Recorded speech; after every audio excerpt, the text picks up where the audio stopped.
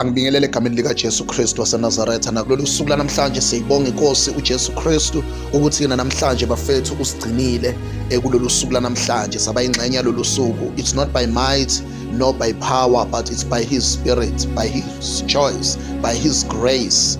Khethile uNkulunkulu ukuthi ke sibe ingxenye yalolu suku lanamhlanje. Siyambonga kakhulu uNkulunkulu. Ngaphandle komosha isikhathi ke bafethu ake singeneni ezwini lokukhuleka lo suku lanamhlanje. Sibheka ke lapha incwadi kwabaseFilip chapter number 4 sizofunda ke uverse number 8 yena yedwa.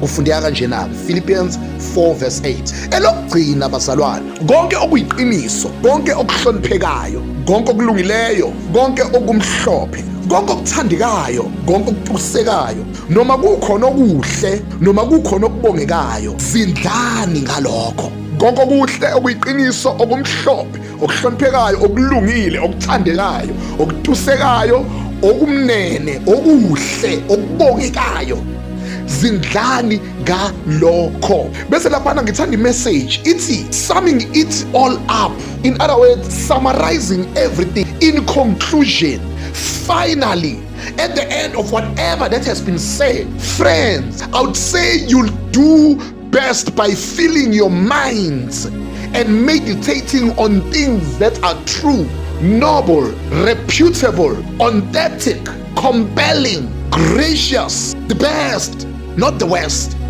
the beautiful, not the ugly, things to pray, not things to curse.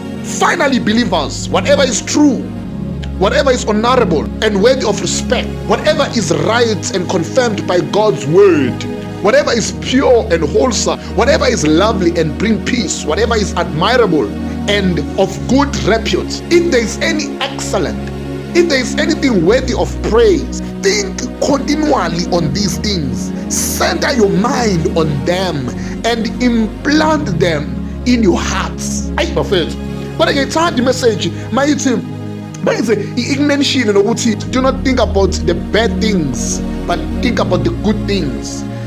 Do not think about the worst things, but think about the best things. Do not think about the ugly things, but think about the beautiful things. Do not think about cursing things, but think about praising things. Siyabonga uNkulunkulu bafowethu ngezwi lakhe. Lento ke ithi ke bafowethu, ziningi izinto ezisehlelayo nezenzakalayo empilweni zethu. Kuningi la sihamba khona nala sidlula khona. And izinto ezivamise ukuthi sihlangane nazo ziyasiphoxa. Izinto ezivamise ukuthi sibone ziyasiphoxa. Kodwa uthi uNkulunkulu wena noma unjalo, live in your own world as if these things are not there. Ngoba ilapho ukukholwa kwakho kukhandwa khona. Ukukholwa kwakho kukhanda ekutheni ukwazi ukuphambana nezimo obhekene nazo. Lithi izwi kaNkulunkulu noma zingenzeka around you, but in your mind, in your heart, think about these things. In other words, as you think about them, you are creating them in the spirit, because the spirit is the only thing that can go into the thinking world, into the world of thoughts. Your spirit is the only thing that can move where your physical body cannot. Ila ingqondo yakho nenhliziyo yakho ikwazi ukufika khona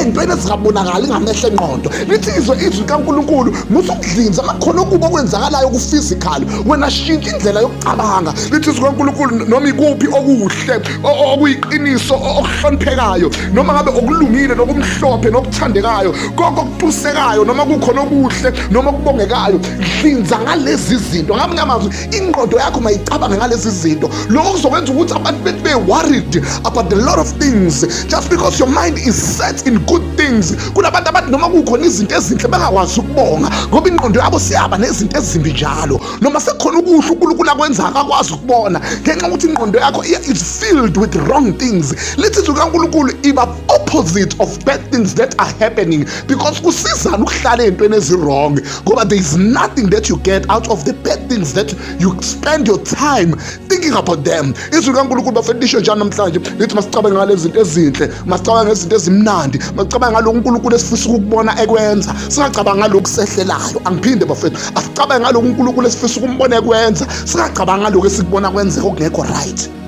Worry is a total waste of time. All it does is to steal your joy and keep you busy doing nothing. May God bless you bafethu. uNkulunkulu anibusise, nidlinze ngalezi zinto ezinhle uNkulunkulu akhuluma ngazo. God bless you.